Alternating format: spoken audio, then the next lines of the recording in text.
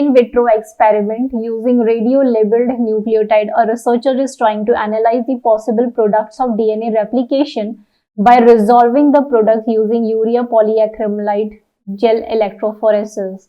In one experiment setup, RNase H was added, which was set 1, और एक set था जिसमें RNase H को ऐड नहीं किया गया। तो ये एक्सपेरिमेंट को पहले सेट आउट कर लेते हैं हम लोग। तो अगर हम लोग यहाँ पे देखें तो हमारा सेट 1 एक्सपेरिमेंट क्या रहा कि हम लोगों ने DNA लिया, उसके साथ ऑब्वियसली प्राइमर अवेलेबल होगा और फिर क्या होगा, और सारा कुछ और भी जो भी नेसेसरी रिएजेंट्स हैं वो इसमें ऐड कर दिए गए हैं, राइट, जो भी चीज़ चाहिए, और तो वो भी रेडियो एक्टिव, ताकि यहाँ पे जो भी नई सिंथेसिस होगी उसमें रेडियो एक्टिव एलिमेंट भी इनकॉर्पोरेट होगा, ताकि जब आप जेल इलेक्ट्रोफोरेसिस करें तो आप उसको प्रॉपरली एनालाइज करें। ठीक, तो इस सेगमेंट में क्या हुआ, RNase H भी डाला गया है सेट 1 में, जिससे कि RNA पॉलीमर और RNA प्राइमर जो है वो डिग्रेड हो जाएगा। और सेट 2 में क्योंकि RNase H जो है वो क्या किया गया है, डाला ही नहीं गया है, जिससे RNA प्राइमर जो है वो इंटैक्ट सिंथेटिक DNA से जो सिंथेसिस हुई है DNA की उससे इंटैक्ट रहेगा। और जब आप जेल इलेक्ट्रोफोरेसिस सेट 1 का और सेट 2 का डालेंगे तो ऑब्वियसली ये this will have a larger fragment. तो अगर आप इतना ही मेंशन करते कि RNA primer is being remove from set 1, that's it, तो वो छोटा सेगमेंट होगा तो वो ज्यादा तेज रन करेगा, फास्टर मूव करेगा कंपैरेटिव टू सेट 2, क्योंकि ये जो है ये ज्यादा लंबा होगा कंपैरेटिव टू दिस वन। तो अब हम अपने ऑब्जर्वेशन देखें तो यहाँ पे क्या होगा, there is no difference in the mobility of label DNA fragment between set 1 and set 2। तो ऐसा तो नहीं है डिफरेंस, तो दिखेगा अगर हम जेल इलेक्ट्रोफोरेसिस चलाएंगे, तो ये तो ऑप्शन हुआ नहीं, गलत हो गया। उसी तरीके से देयर इज डिस्टिंक्ट डिफरेंस, हाँ हमें डिस्टिंक्ट डिफरेंस दिखेगा जब मोबिलाइज होंगे newly synthesised label DNA fragment को हम करेंगे, तो बी ऑप्शन सही है। The mobility of newly strand labeled DNA fragment, newly synthesized strand labeled DNA fragment in case of set 1 is faster as compared to set 2। तो set 1 का faster था as compared to set 2। तो यहाँ पे हमें क्या दिख रहा है कि ये वाला ऑप्शन सही है। तो ये सही है, इसके ऑपोजिट में शायद ये दिया गया है, the mobility of newly synthesized labeled DNA fragment in case of set 1 is slower as compared to set 2। तो obviously ये गलत हो जाएगा। तो B and C option are correct and therefore our second option in this statement is right। ये तो बहुत ही simple question है, राइट। तो हम लोग देख चुके हैं DNA रेप्लिकेशन के समय हमारे पास, अब आपके पास पूरे जैसे इसको रिकॉल कर लिया कि हाँ कौन कौन से टोपोआइसोमेरेज था, हेलिकेज था, DNA G प्राइमेज था, DNA पॉलीमरेज था, DNA पॉलीमरेज थर्ड था, this one is first, this is SSBP proteins, right. तो आपको सभी पता है कि रेप्लिकेशन यूनिट में कौन कौन से एंजाइम काम कर रहे हैं। तो हमारे पास आ गया कि ये लाइगेज भी काम करता है, राइट। जब तो ये भी काम कर रहा था, ये भी काम कर रहा था, ये नहीं काम करता, और ये हम लोग देखेंगे कहाँ काम करता है, DNA को रिपेयर करने में इसका रोल आएगा, ठीक है। तो ये ध्यान में रखना है, ये रिपेयर में काम करता है। So the next question is, in semi-conservative mode of DNA replication, two parental strands unwind and are used for the synthesis of new strands following the rule of complementary base pairing. Synthesis of complementary strands require that DNA synthesis proceeds in opposite direction while the double helix is progressively unwinding and replicating in only one direction. One of the DNA strand is continuously synthesized in the same direction as the advancing replication fork and is called the leading strand, whereas the other strand is synthesized discontinuously in segments and is referred to as lagging strand. These short fragments made discontinuously are labeled as Okazaki fragments. Okay. These Okazaki fragments need to be matured into continuous DNA fragments. तो यहाँ पे कहने का sense क्या है कि lagging strand पे हमारे पास हर बारी क्या आता है, एक प्राइमर रहता है और उसके बाद जो है इस तरीके से सिंथेसिस चलती है। हर बार लैगिंग स्ट्रैंड पे प्राइमर प्रोवाइड करना पड़ता है। तो ये पूरा जो इन्होंने यहाँ पे दिया है एक्सप्लेनेशन, वो पूरा किसका दिया है, वो पूरा इसी चीज को समझाया कि एक पे लीडिंग स्ट्रैंड है, एक लैगिंग स्ट्रैंड है, लैगिंग स्ट्रैंड पे डिसकंटिन्यूअस सिंथेसिस होती है। Now you have a quite complete explanation क्यों ऐसा होता है। तो यहाँ पे अगर हम लोग देखें तो लैगिंग स्ट्रैंड पे अब हमारे पास रीजन भी पता है कि हर बारी क्या हो रहा है, यहाँ पे एक प्राइमर हो रहा है और फिर ये ओकाज़ाकी फ्रैगमेंट्स इस तरीके से बन रहे हैं।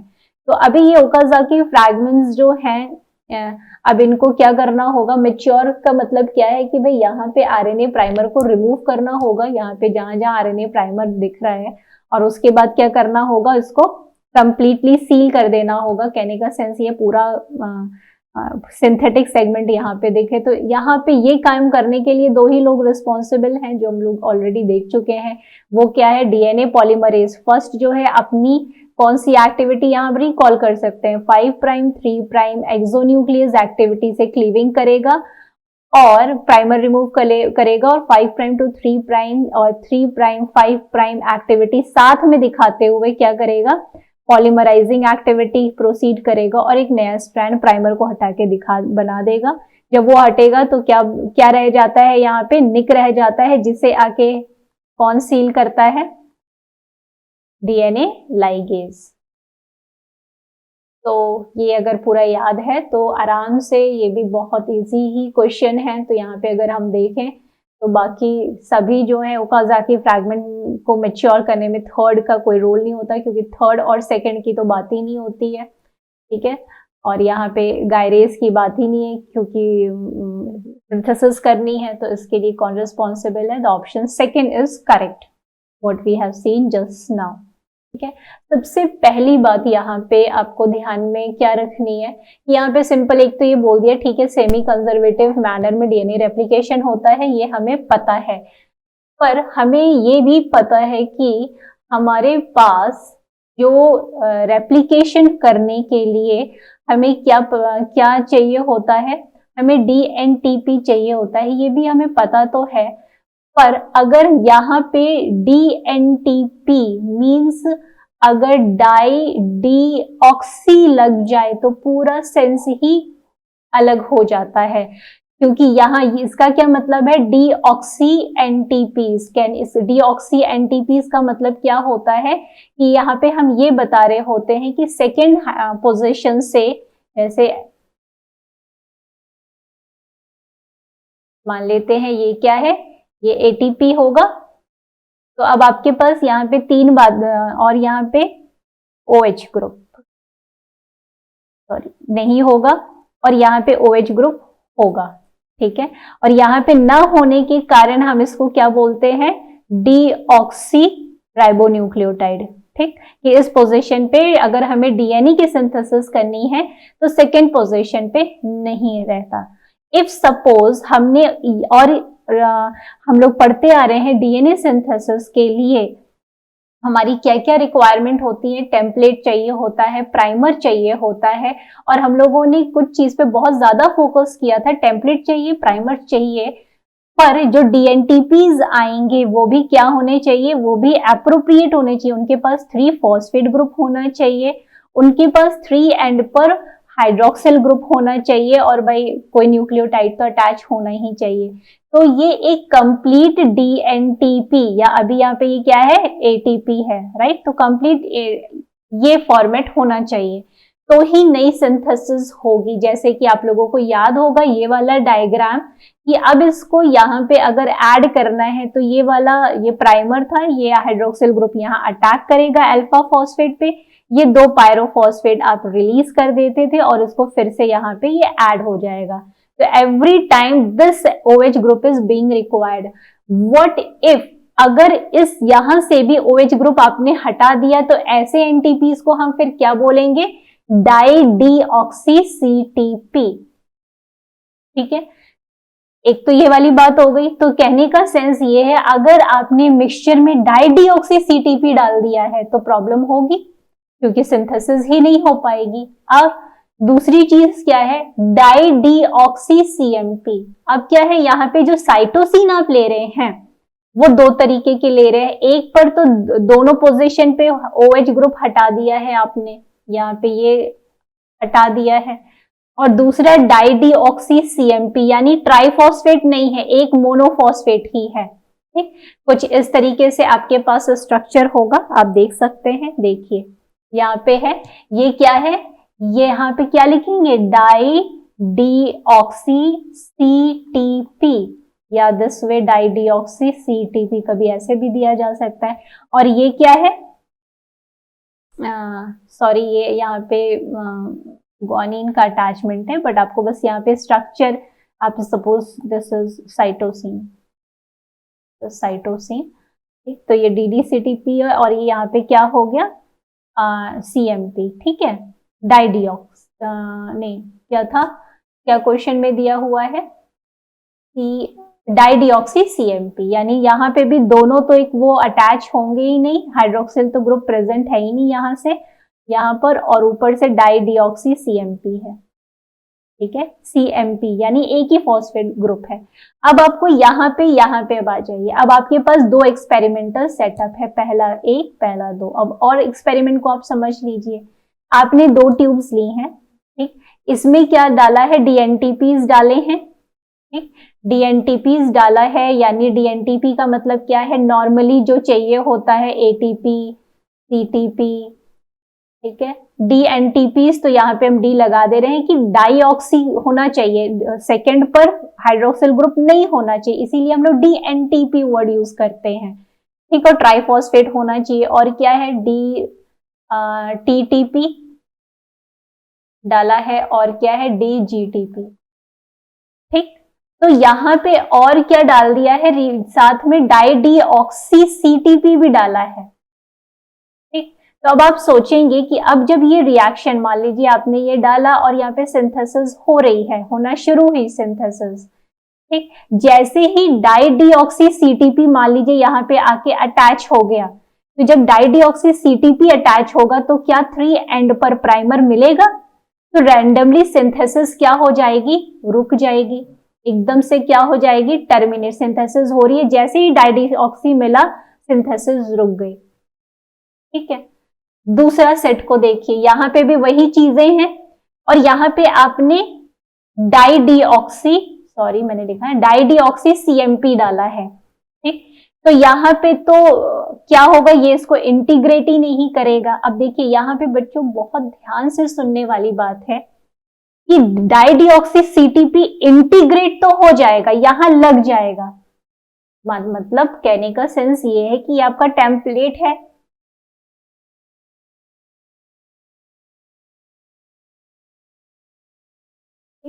टेम्पलेट है, और मान लीजिए आपने ये दिया और सिंथेसिस हो रही है, ठीक है, हाँ दिस इज द सिंथेसिस, ये सिंथेसिस हो रही है, यहां पर मान लेते हैं अभी थाइमीन ट्राइफॉस्फेट अटैच है, तो वो तो नॉर्मल ही फॉर्म में था, तो यानी कि थाइमीन ट्राइफॉस्फेट, तो यानी 3 प्राइम OH अवेलेबल होगा उसका, ठीक, ये 3 प्राइम OH जो है डाइडिऑक्सी, जो इनकमिंग ट्राइफॉस्फेट है, मान लो ये 3 प्राइम OH है, हम लोग यहाँ डाइडिऑक्सी CTP बना देते हैं, ठीक है, CTP, और यहाँ पे OH ग्रुप इसके नहीं है, यहाँ पे भी नहीं है, तो ये डाइडिऑक्सी CTP है, तो यहाँ ये रिएक्शन इनकॉर्पोरेट होगा, पायरोफॉस्फेट रिमूव होगा, फिर इससे एनर्जी मिलेगी, ये आके यहाँ जुड़ तो जाएगा, और पर अब आगे कोई नहीं जुड़ पाएगा, तो ये क्या करेगा, रिएक्शन को टर्मिनेट कर दे रहा है, ठीक।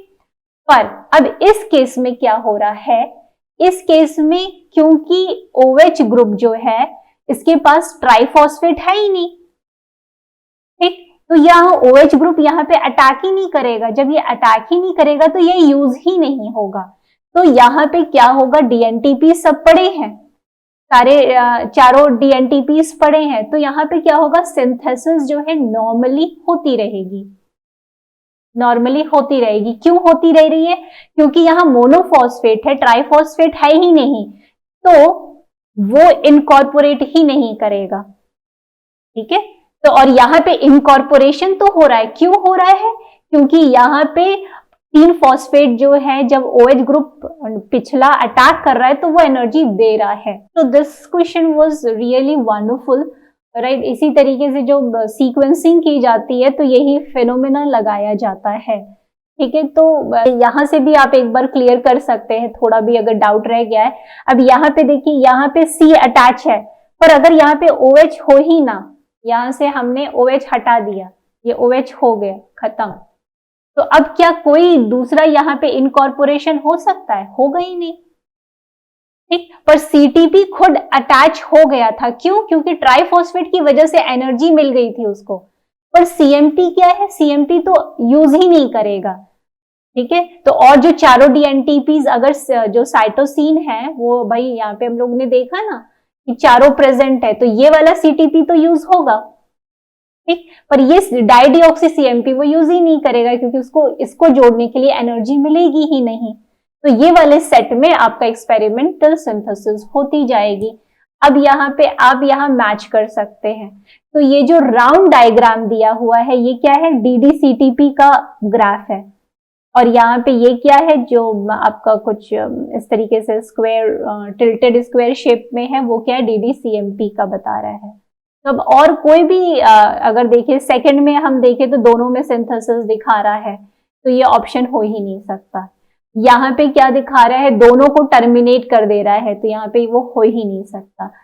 तीसरा क्या है? यहाँ पे सीएमपी को टर्मिनेट कर रहा है और इसकी सिंथेसिस को, तो ये हो नहीं सकता। तो अगर आप अपनी एनालिसिस से डायग्राम को मैच करें तो वो क्या होगा? ऑप्शन फर्स्ट होगा। क्या है? Origin of replication usually contain no GC region, दोनों नहीं होता है, no particular, there is a particular stretch, so this option must be correct. और तो कहीं ना कहीं हमें पूरी चीज रिकॉल रखनी है कि यहाँ पे क्या जुड़ रहा है, कहाँ पे किससे बाइंडिंग होगी। तो ये हमारा स्पेसिफिक रीजन होता है, राइट। और यहाँ से ही हमारा रेप्लिकेशन स्टार्ट होता है और यहाँ पे 80 रिच सीक्वेंसेस होते हैं। In bacteria, chromosome DNA replication is stopped at one specific locus, several specific loci, or single locus randomly. No, it's a one specific locus। और आपको पता भी है कौन सी साइट होती है, वो टर साइट होती है। और ये टर साइट्स जो हैं 5 क्लस्टर्स में पाई जाती हैं। वो सारे क्लस्टर्स किस तरीके से अरेंज होते हैं, जज करिए कि क्या वो हमें याद है। जो A D E A B ये सारा जो पैटर्न था, एफ था, जी था, वो किस तरीके से अरेंज होते हैं। तो इस तरीके से यहाँ पे अपनी उस नॉलेज को परफेक्ट कर लीजिए। जो 5 क्लस्टर का ओरिएंटेशन क्लॉकवाइज किन लोगों का था, एंटी क्लॉकवाइज किन लोगों का था, तो किस तरीके से रेप्लिकेशन फॉर्क टर्मिनेट होगा, वो सारी चीजें याद है या नहीं याद है। अभी ठीक है, यहाँ पे बहुत ही सिंपल सा क्वेश्चन था, बट अपने ब्रेन को सिर्फ यहीं तक सीमित नहीं रहने दीजिए। पूरे वो टर्मिनेशन जो चीज थी, इसके साथ कौन सी प्रोटीन होती है, टस प्रोटीन होती है, और एक एक मोनोमर जो है टर्मिनेशन साइट से जुड़ती है, व्हाट वी हैव डिस्कस्ड। तो ये एक हमारे पास ओवरव्यू है, जहां पे अभी आपको कुछ और सीक्वेंसेस दिख रहे होंगे, डैट ए और डास 2, जो कि हम लोग रेगुलेशन में डिस्कस करेंगे। This is dance 1। तो और हमें ये क्या पता है कि टर्मिनेशन और ओरिजिन साइड जो है एकदम ऑपोजिट में होती है। यहाँ पे मैं इस क्वेश्चन में थोड़ा सा रेफरेंस दे देती हूँ, क्योंकि यहाँ पे आप देखिए तो ये जो ग्राफ है लिया गया है, क्योंकि क्वेश्चन पेपर से ही डायरेक्टली लिया है मैंने, तो थोड़ा सा क्लियर नहीं है पिक्चर ये वाली, ठीक। क्योंकि जो ग्राफ दिए गए हैं वो ग्राफ क्या सिग्निफाई कर रहे हैं वो क्लियर होना चाहिए। तो ये जो सर्कुलर अनफिल्ड जो ओ जैसा स्ट्रक्चर है वो ए का को डिनोट कर रहा है, यानी वो इस ए के बारे में है, बता रहा है। And unfilled triangle is B and filled circle is C, filled triangle is D। ठीक है, तो ये वाली जो चीज है ये मैंने यहां मेंशन कर दी है। अब आप ग्राफ को इजीली देख सकते हैं। यहाँ पे जैसे ये है फिल्ड सर्किल है, ये खाली ऐसे दिया हुआ है, राइट, ठीक है। तो अगर हमने यहाँ पे अलग अलग मेंशन कर दिया है वो स्टेटमेंट, जैसे आपका स्टेटमेंट है ए है single stranded close circular DNA molecule with this much of nucleotide. तो अगर हम ए बी सी डी आप एक्सपेरिमेंट सेट आउट करते हैं तो आप यहाँ पे क्या है, एक सिंगल स्ट्रैंडेड क्लोज, और इसकी हम लोगों ने प्रैक्टिस भी की हुई है, पूरा एक अलग से हम लोग ने डिस्कशन भी किया था इसी तरह के क्वेश्चंस को। Single stranded close circular DNA molecule containing तो ये मॉलिक्यूल है ये A24 न्यूक्लियोटाइड का है। तो कहीं भी ना 5 प्राइम है, ना 3 प्राइम एंड है, ना टेम्पलेट है। तो ना इसमें हमारे पास प्राइमर अवेलेबल है जो कि 3 प्राइम OH दे पाए, और न ही टेम्पलेट अवेलेबल है, ठीक है। और नेक्स्ट है बी में, अगर हम लोग देखें तो एक क्लोज सर्कुलर डीएनए मॉलिक्यूल है जो कि 1578 न्यूक्लियोटाइड का है, और उससे जुड़ा हुआ linear single stranded DNA molecule है जो यहाँ दिखाया जा रहा है। This is linear and single, और ये पूरा कंप्लीटली एनसर्कल नहीं है, तो ऑब्वियस सी बात है इसके पास एक 5 प्राइम और 3 प्राइम OH ग्रुप होगा, ठीक। और ये लगभग कितने न्यूक्लियोटाइड का, 824 न्यूक्लियोटाइड का। तो आप ये लॉजिक लगा सकते हैं कि इससे छोटा है ना, तो इसके पास 3OH होगा, तो ये ऑब्वियस सी बात है कि ये सिंथेसिस कर लेगा। तो अगर आप ग्राफ में देखेंगे तो आपको ये वाला इस तरह से दिखेगा कि ये इस तरीके से ग्राफ दिखेगा, ठीक।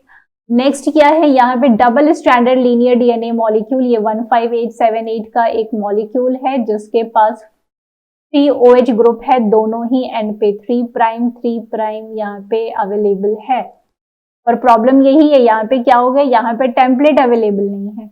Standard cross circular DNA molecule having 820, तो यहाँ पे क्या है, दोनों ही डबल स्टैंडर्ड है, तो यहाँ पे भी हमें कोई अवेलेबिलिटी नहीं होगी, तो हमें सिंथेसिस सिर्फ एक इस वाले पे मिल रही है। अब आप चेकआउट कर सकते हैं कि कौन सा ऑप्शन सही होगा। तो अगर हम लोग देखें तो यहाँ पे आपको क्या करना है कि जो बेस्ट ऑप्शन है वो क्या है, वो सी ऑप्शन है। ये जो आपको इसको ध्यान में रखना है, ठीक है। तो ये जो है आपका क्लैरिटी के साथ है, ठीक है। ये हाँ बी है ना, सॉरी या शायद कंफ्यूजन कर रहा हो। दिस यहाँ पे ये जो इसके लिए बना है ये, और बी क्या है, B was. This next question is, the following statement are made on DNA replication. Replication fork is a branch point in a replication eye or bubble. Okay, तो ये क्या है, सही है। A replication bubble contains 2 replication fork, ये भी ठीक है। DNA replication is continuous according to the interpretation made by Okazaki, नहीं, discontinuous, तभी उनके नाम पे वो fragments पड़े, तो ये this is wrong. Multiple priming events are required for both leading and lagging strand, तो ऐसी बात नहीं है, लीडिंग के लिए नहीं चाहिए होते हैं मल्टीपल प्राइमिंग इवेंट्स, पर लैगिंग के लिए चाहिए होते हैं। तो इस हिसाब से ये स्टेटमेंट गलत हो जाएगा, और हम लोगों का फाइनल जो करेक्ट ऑप्शन हम लोग को बताना है वो क्या हो जाएगा, ए एंड बी, ठीक।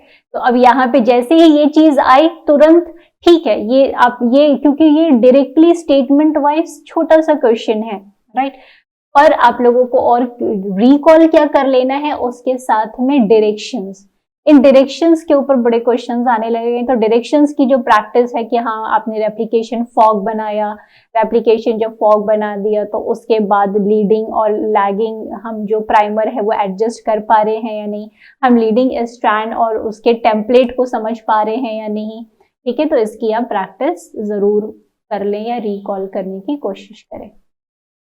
तो इजी क्वेश्चन है, आप लोग इसको रिकॉल करें। तो इतना याद है, डीएनए पॉलीमरेज के पास ये 3 एक्टिविटीज होती हैं, ठीक है। तो ये जो 3 to 5 प्राइम एक्सोन्यूक्लियस एक्टिविटी होती है वो क्या होती है,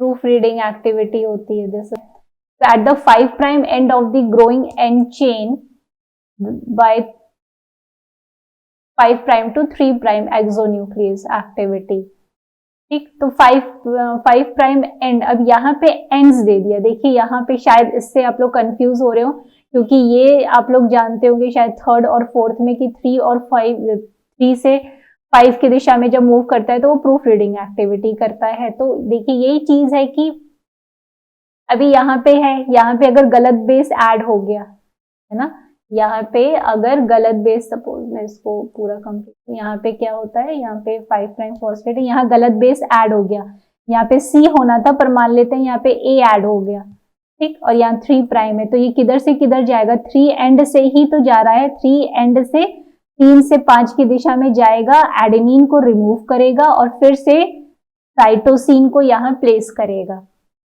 तो जब साइटोसिन को प्लेस करेगा तब फिर से वो 5 प्राइम to 3 प्राइम की पॉलीमराइजिंग एक्टिविटी दिखाएगा। ओके, तो ये कंफ्यूजन बिल्कुल नहीं रखे, है ना, 3 एंड से ही तो जाएगा। तो बेस्ट ऑप्शन क्या होगा, अगर आपको वो डायग्राम समझ में आ गया तो क्या होगा,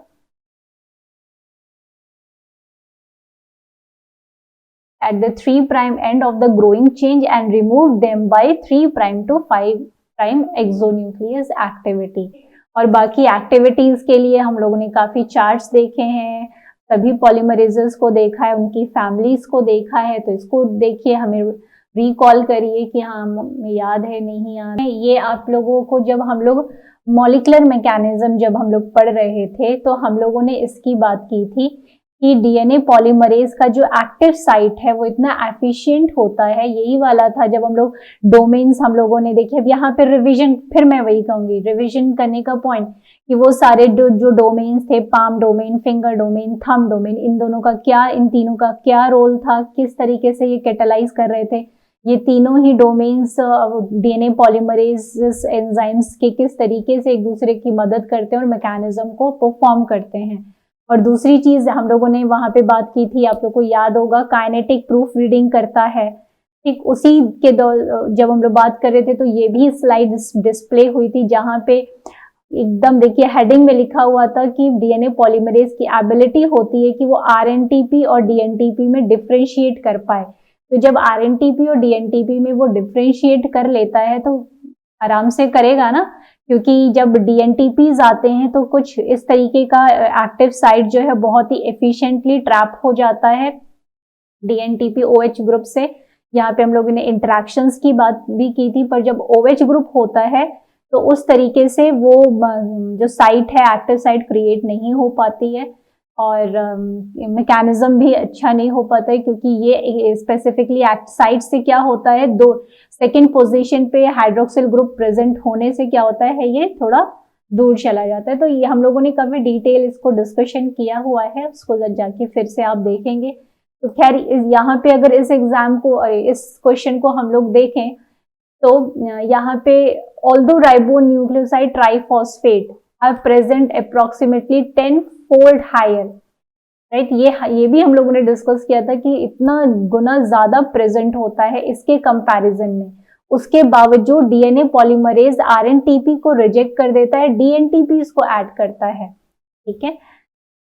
और यहाँ पे इन्होंने मेंशन भी कर दिया कि यहाँ पे वो ऐड भी कर रहा है। फिर रीजन क्या है उसका, अब यहाँ पे है कि DNA polymerase can not discriminate between dNTP and rNTP. अगर आप चारों ऑप्शन को देखें तो सभी में लिखा है कैन नॉट डिस्क्रिमिनेट, तो ये ऑब्वियस सी बात है, ये रिजेक्ट होते जाएंगे ऑप्शन, क्योंकि पहली बात तो वो डिस्क्रिमिनेट कर पाता है, यहाँ पे भी यहाँ कैन नॉट दिया है। उसके बाद उनके रीजन है, but as soon as rNTP are incorporated in the DNA chain they are hydrolyzed due to the presence of 2OH group, right? DNA polymerase cannot discriminate, फिर से इन्होंने दे दिया, but as soon as RNTP are incorporated in DNA chain they are excised by proofreading activity of DNA। हालांकि explanation भी बाद में दिया है इनका कि कंफ्यूज करने के लिए, बट पहले ही उन्होंने कैन नॉट डिस्क्रिमिनेट लिख दिया है। दूसरा क्या है, since the rate of transcription is cell यहाँ ट्रांसक्रिप्शन की बात होने लगी, जबकि बात हो रही है कि faster than replication, it can not compete with RNA polymerase for RNTPs। तो एक्चुअली में अगर देखा जाए it can efficiently discriminate between RNTP and DNTPs।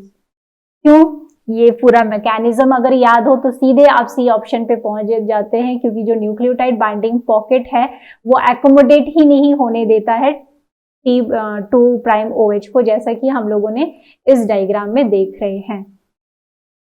तो यहाँ पे बेस्ट पॉकेट जनरेट होता है और ये पॉकेट जो जनरेट होता है वो इसके इंटरैक्शन को बेटर करता है। यहाँ पे डिस्क्रिमिनेटर अमाइनो एसिड होते हैं, ठीक है। अब वहां पे किसी ऑप्शन में डिस्क्रिमिनेटर अमाइनो एसिड दिया होता तो, है ना, तो ये वाली चीज है कि इसीलिए मैंने बोला कि हर अभी इस एरिया से क्वेश्चन आया तो आपको ये सारा मैकेनिज्म रिकॉल हो जाना चाहिए, ठीक है।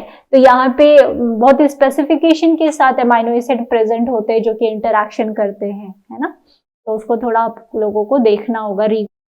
तो in this question, in E. coli, though DNA polymerase first plays an essential role in replication process, it is not the major polymerase.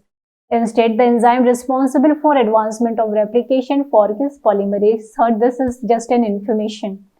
From the 4 DNA structures A, B, C, D given below, students made several interpretations about the short arm being extended by pol 1 and pol 3. Okay, तो अब हम लोगों को यहाँ पे जो diagram दिया हुआ है A, B, C, D, इसको ध्यान से ऑब्जर्व करना है और देखना है कि क्या पॉलीमरेज फर्स्ट या थर्ड इन दोनों में से कोई इसमें से किस स्ट्रैंड को एक्सटेंड कर पाएगा। ठीक, तो हम लोगों के पास फिर से देखिए वही वाली चीज आ गई कि हम लोगों को क्या एक बार इसको फिर से देख लेते हैं कि हमारे पास क्या होना चाहिए, टेम्पलेट होना चाहिए जरूर, और टेम्पलेट के साथ साथ एक ऐसा 3' OH होना चाहिए, और टेम्पलेट थोड़ा लंबा होना चाहिए, तभी तो कोई नई सिंथेसिस कर पाएगा, नहीं तो कैसे होगा। बस इतनी ही इंफॉर्मेशन को आपको यहाँ यूज करना है। ठीक है, तो आपको एक तरह से ये आप समझ सकते हैं, ये स्ट्रैंड दिया है, ये स्ट्रैंड दिया है, इस तरीके से स्ट्रैंड्स आपको दिए हैं। ठीक, अब इस स्ट्रैंड को आपको क्या देखना है कि भाई टेम्पलेट जब आप इसमें से इसको एक्सटेंड करेंगे तो आपके पास क्या रिक्वायरमेंट होनी चाहिए, आपने ये कर दिया। तो यहाँ पे 3' OH होना चाहिए और टेम्पलेट बड़ा होना चाहिए, तभी ये नई सिंथेसिस कर पाएगा, नहीं तो नहीं कर पाएगा। तो ऐसे ही आपको इंटरप्रिटेशन इस डायग्राम को देखकर करना है। जब आप ए को देख रहे हैं तो अगर आप ध्यान से देखिए ए को, तो ए में आपको क्या दिख रहा है कि यहाँ पे फॉस्फेट है, यहाँ पे फ्री फॉस्फेट है।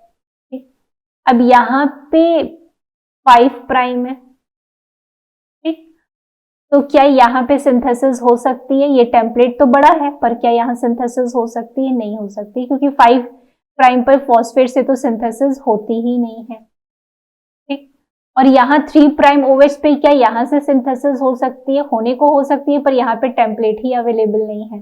तो ये ऑप्शन चाहे वो pol 1 हो pol 3 दोनों ही नहीं कर पाएंगे। ठीक, फिर है ये डायग्राम को देखिए, यहाँ पे क्या है, ओके ये दोनों तो एकदम सेम पोजीशन पे है। यहाँ पे क्या है, 5' पे OH ग्रुप है, हमें 5' OH ग्रुप नहीं चाहिए, हमें क्या चाहिए, 3' OH ग्रुप चाहिए। तो ये सिंथेसाइज कर लेता है क्योंकि ये वाला थोड़ा लंबा है। तो इसका मतलब है कि यहाँ पे दोनों ही pol 1 हो चाहे pol 2 सिंथेसिस नहीं कर पाएंगे, और यहाँ पे भी 3OH कर नहीं सकता है क्योंकि यहाँ टेम्पलेट अवेलेबल ही नहीं है। ठीक, नो यूज। अब आते हैं सी पर। सी पर भी अगर सी को हम लोग देख रहे हैं, ये दोनों सेम लेंथ के हैं। ठीक, तो यहाँ से आप सिंथेसिस करा नहीं सकते हैं 3OH से, क्योंकि टेम्पलेट अवेलेबल नहीं है। 3' OH यहाँ से भी आप नहीं करा सकते क्योंकि यहाँ भी टेम्पलेट अवेलेबल नहीं है। तो प्रॉब्लम यहाँ पे यही चीज की है। और 5' फॉस्फेट से अगर आप चाहें तो ये तो सिंथेसिस कर नहीं सकता है, तो ये वाली चीज हो गई। ठीक, तो यहाँ पे हम लोग को यही ऑब्जर्व करना है, ये भी नहीं कर सकता। अब यहाँ पे हम लोग देखते हैं ये वाला जो स्ट्रैंड है, हाँ यहाँ पे ये वाला जो है ये थोड़ा सिंथेसिस कर सकता है। ठीक, क्योंकि यहाँ पे 3' OH मिल गया, तो 5 to 3 सिंथेसिस यहाँ हो सकती है। तो जो डी है वो हो सकता है। ठीक, अब हम लोग स्टेटमेंट को मैच करते हैं। तो स्टेटमेंट में हमें क्या दिख रहा है कि A will be extended by pol 3 but not, तो ये तो नहीं है, दोनों ही नहीं एक्सटेंड कर पाएंगे, तो ये ऑप्शन हो गया गलत। ठीक, और अगर देखा जाए हम लोगों का नेक्स्ट क्या है, neither B nor C will be extended by इधर pol 1 और pol 3। B और C दोनों ही, हाँ ये ऑप्शन जो है ये तो लग रहा है सही है। और बाकी आप देखना चाहें तो देख सकते हैं कि C will be extended by both pol 1 and pol 3।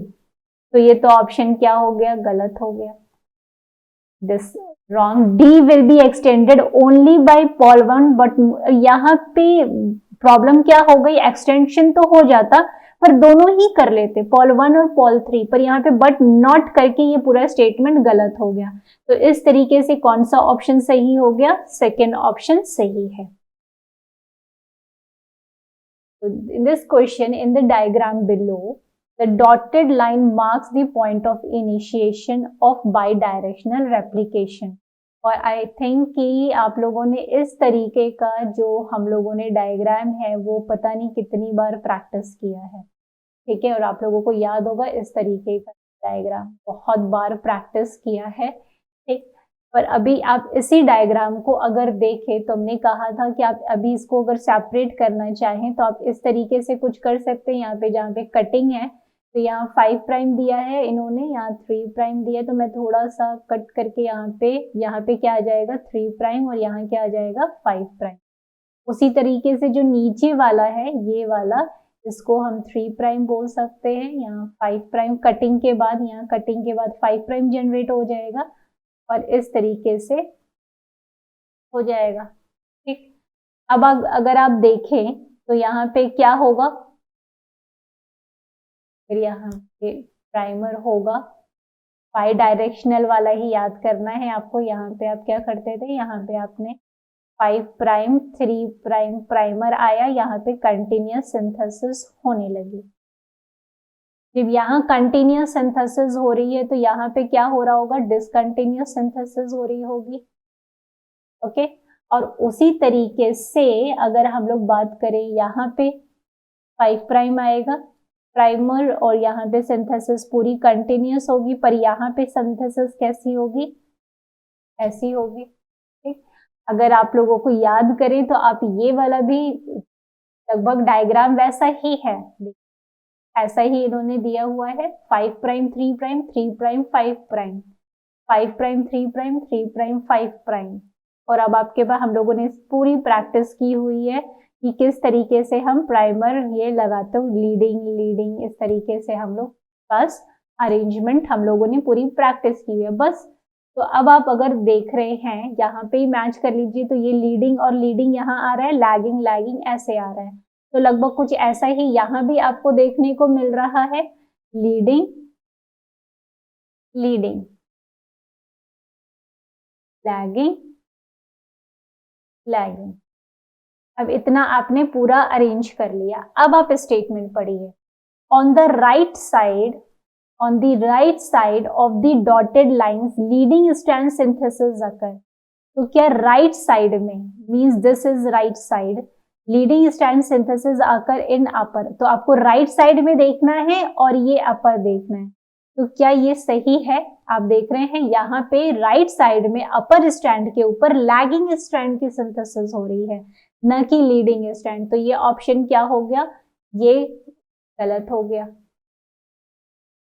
गलत हो गया, ठीक।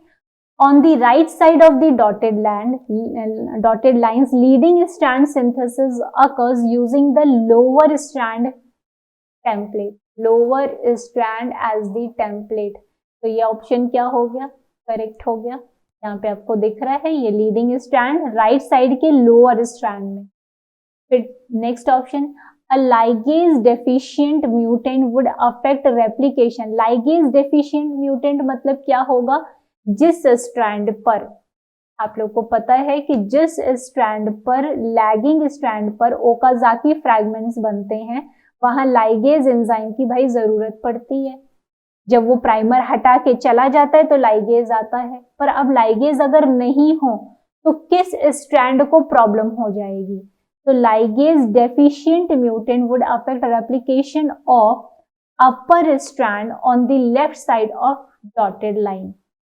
अपर स्ट्रैंड पर लेफ्ट साइड में आप देखें तो लीडिंग स्ट्रैंड की सिंथेसिस हो रही है। क्या लीडिंग स्ट्रैंड को लाइगेज एंजाइम चाहिए, नहीं चाहिए, ठीक है। किसको चाहिए, लैगिंग स्ट्रैंड को। तो या तो इसको चाहिए या तो इसको चाहिए।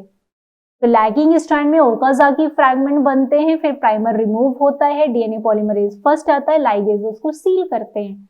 अब ligase deficient mutant would affect replication of lower strand on the left side of dotted line. तो lower strand of left side के लोअर स्ट्रैंड में प्रॉब्लम होगी, अफेक्ट होगा ना, अफेक्ट द रेप्लिकेशन, यहाँ पे प्रॉब्लम होगी अगर लाइगेज नहीं होगा। तो इस प्रकार से सी ऑप्शन हमें दिखा गलत है, डी ऑप्शन सही है। तो यानी बी और डी ऑप्शन अगर सही है तो हमारा third option B and D is correct. अब आप इसी चीज को यहां से भी मैच कर सकते हैं कि आप लोगों ने सब कुछ पढ़ा हुआ है, सेम इसी बेसिस पे क्वेश्चन आया अभी। तो this question, which one of the following statement about DNA replication is incorrect. तो क्वेश्चन में आगे बढ़ने से पहले हम लोग एक विजन भी देख लेते हैं कि यहाँ पे आपको दिख रहा है दो बाई डायरेक्शनल मूवमेंट हो रहे हैं और इस तरीके से जहाँ बाई डायरेक्शनल फॉक मिल रही हैं तो वहां पे हमें क्या दिख रहा है, एक बार आप देख सकते हैं। पहली चीज कि हमें एक यहाँ पे चीज दिख रही है कि जो टेम्पलेट स्टैंड है उस पर लीडिंग स्टैंड की भी सिंथेसिस हो सकती है। मान लीजिए एक टेम्पलेट है, ये सेम टेम्पलेट है, ये this one is same template, this one is same template. और इसी टेम्पलेट पर लैगिंग और लीडिंग दोनों ही हमें देखने को मिल रहा है।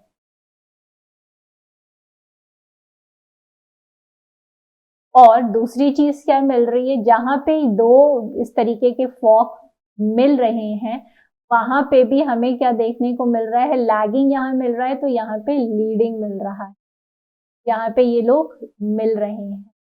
तो इस एक ही टेम्पलेट पर हमें लीडिंग लैगिंग भी मिल रहा है और जहां पे ये लोग मिल रहे हैं वहां पे लैगिंग लीडिंग से मिल रहा है और लीडिंग लैगिंग से मिल रहा है। ठीक, तो चलिए इसको इतना देखने के बाद अब हम लोग ऑप्शन को और क्लियरली समझ ले सकते हैं। During DNA replication when adjacent bidirectional forks, adjacent bidirectional fork ये वर्ड बहुत इंपॉर्टेंट है। तो यहाँ पे एडजेसेंट मीन्स दो इस तरीके के रेप्लिकेशन फॉक जहां मिल रहे हैं, कन्वर्ज हो रहे हैं, the lagging strand will meet the leading strand of the same template strand. तो आप देख लीजिए leading strand is meeting the same lagging strand. आप ये देख रहे हैं, ये सेम टेम्पलेट से ऐसे मिल रहे हैं। ठीक है, सेम टेम्पलेट स्ट्रैंड, बड़ा स्पेसिफिक क्वेश्चन है। So lagging strand is meeting the leading strand of the same template strand. So this is correct.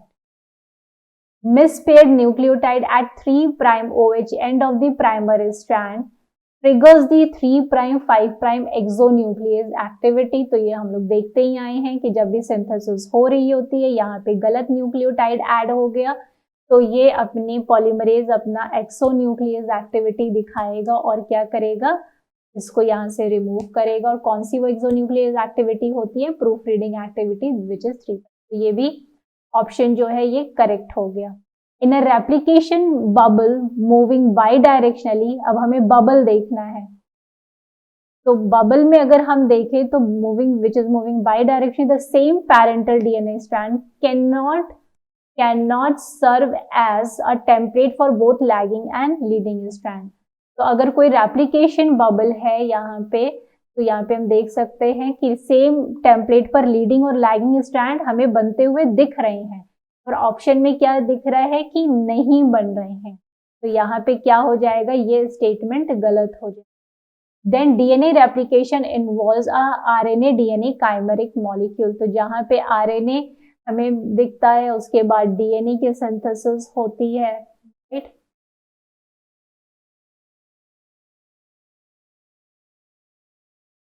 तो एक तरीके से हमें क्या मिलता है, आरएनए डीएनए काइमेरिक मॉलिक्यूल इसमें। तो अगर हम देखें तो थर्ड ऑप्शन जो है वो इनकरेक्ट है और हमें इनकरेक्ट ही चाहिए। तो यहाँ पे ऑप्शन क्या होगा, option third is correct. But next question is for E. coli chromosomal DNA replication, which of the following statement is true? Statement DNA polymerase first is the main polymerase नहीं होता है, polymerase third main enzyme होता है replication के लिए, तो ये गलत हो गया। नेक्स्ट या डीएनए पॉलीमरेज फर्स्ट पहले आइडेंटिफाई किया गया था कॉरनबर्ग, ऑर्थर कॉरनबर्ग के द्वारा, but as the one responsible for replication is not important for DNA replication process. तो रेप्लिकेशन प्रोसेस के लिए तो चाहिए होता है, भले ही मेन रेप्लिकेटिंग नहीं है। तो ये ऑप्शन इनकरेक्ट हो गया। Requirement for DNA polymerase first is in contest of removal of RNA primer. तो रिमूव करता है आरएनए प्राइमर को, yes. Needed for DNA synthesis, DNA synthesis के लिए भी ये मदद करता है। And fill the same DNA, यानी गैप को भी फिल करता है। तो ये ऑप्शन करेक्ट हो गया। DNA polymerase first is the primary enzyme for error-prone DNA synthesis. Error-prone DNA synthesis का क्या मतलब होता है कि कोई भी एंजाइम जब पॉलीमरेज एंजाइम सिंथेसिस कर रहा है तो वो प्रूफ रीडिंग एक्टिविटी नहीं कर पा रहा है, जिससे कि गलतियों के चांसेस बढ़ते जा रहे हैं। तो ये सॉस रिस्पॉन्स में ऐसा काम कर, मतलब क्या ये ऐसा होता है? तो ऑब्वियस सी बात है, पॉलीमरेज फर्स्ट नहीं होता है। इस तरह के एरर प्रोन डीएनए सिंथेसिस के लिए 4 डीएनए पॉलीमरेज 4 और 5 रिस्पॉन्सिबल होते हैं, जिसे हम कहते हैं ट्रांसलेशन सिंथेसिस।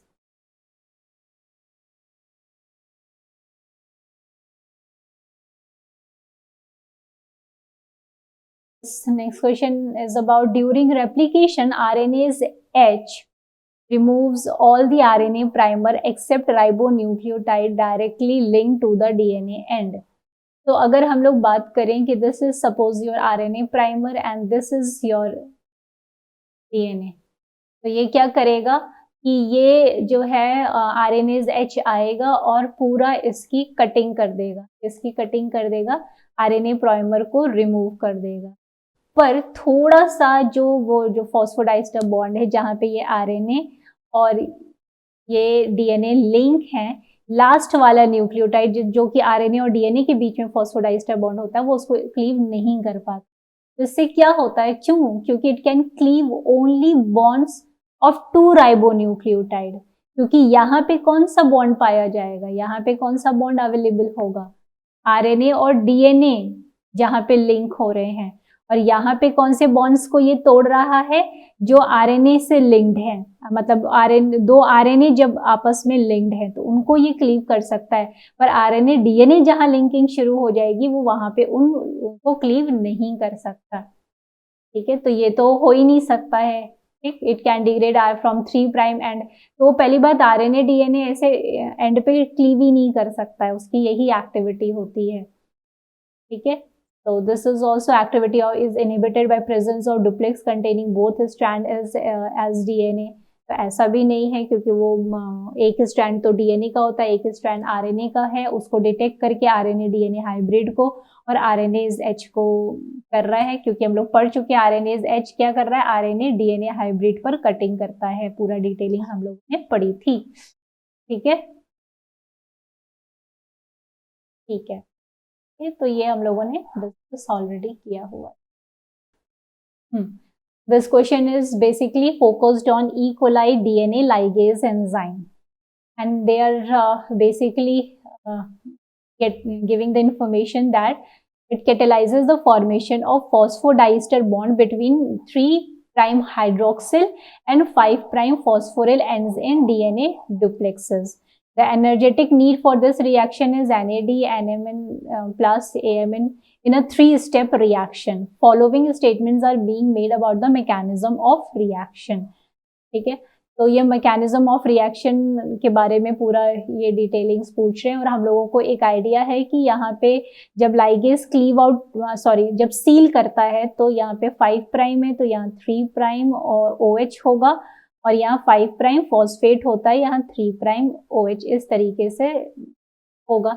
यहीं पर इसको सील करना है, यहाँ पे इस एरिया में इसको सील करना है। तो ये मैकेनिज्म अगर हम लोग रिकॉल करें तो सबसे पहले क्या होता है कि DNA लाइगेज जो है उसका जो क्या होता है, उसका एक्टिव साइट पे जो लाइसिन रेसिड्यू है वो क्या होता है, वहां पे AMP आके जुड़ता है। तो आप देख रहे हैं यहाँ पे AMP आके जुड़ गया है ये। ठीक है, इस तरीके से ये AMP आके जुड़ गया है। अब AMP जुड़ने के बाद क्या होगा कि यहाँ पे जो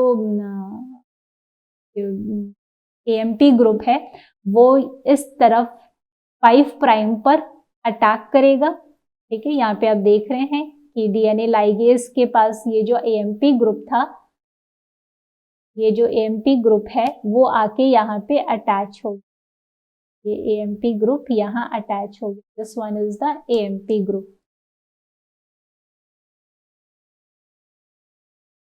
ये AMP ग्रुप। तो लाइगेज एंजाइम ने क्या किया, लाइगेज एंजाइम ने इस AMP ग्रुप को यहाँ 5' फॉस्फेट पे इस तरीके से ट्रांसफर कर दिया। फिर जो 3' OH पर था उसने यहाँ फॉस्फेट पर अटैक किया और फिर सीलिंग हो गई। ठीक। और मीनवाइल ये एक जो राइबोज एमपी जो है वो निकल गया। तो अब हम लोगों को यहाँ पे उसी सीक्वेंस को देखना है। तो सबसे पहले क्या हो रहा है, लाइगेज से एएमपी ग्रुप अटैच हो रहा है उसकी एक्टिव साइट। तो वो ऑप्शन कहाँ पे हमें दिख रहा है, adenylyl group of NAD plus यानी एटीपी या एनएडी प्लस से वो ट्रांसफर होता है एएमपी ग्रुप। तो epsilon group of lysine in DNA ligase to form of phosphoamide adduct. तो पहला स्टेप क्या हो जाएगा, ये हो जाएगा, पहला ये होगा, यानी कि सेकंड स्टेप होगा पहले। उसके बाद क्या होगा, फिर क्या हो रहा था, जो एएमपी है वो लाइगेज के पास जो एएमपी था वो 5 प्राइम फॉस्फोरिल एंड पे अटैक करेगा। ठीक, तो यानी फिर फर्स्ट स्टेप होगा। उसके बाद क्या होगा, जो 3 हाइड्रोक्सिल ग्रुप है वो अटैक करेगा जो ऑलरेडी अटैच्ड है एएमपी 5 प्राइम फॉस्फेट से, और फिर क्या होगा, ये थर्ड स्टेप होगा। तो ये जो सीक्वेंस है ये किस ऑप्शन में हमें दिख रहा है, हमें दिख रहा है सेकेंड, फर्स्ट और थर्ड।